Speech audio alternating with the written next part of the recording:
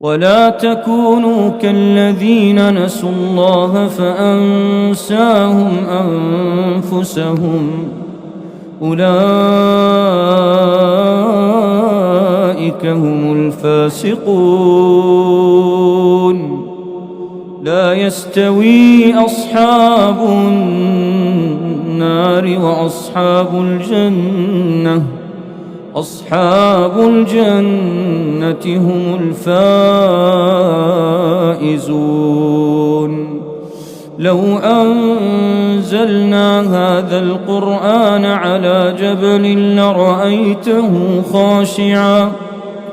لرأيته خاشعا متصدعا من خشية الله. وتلك الأمثال نضربها للناس لعلهم يتفكرون.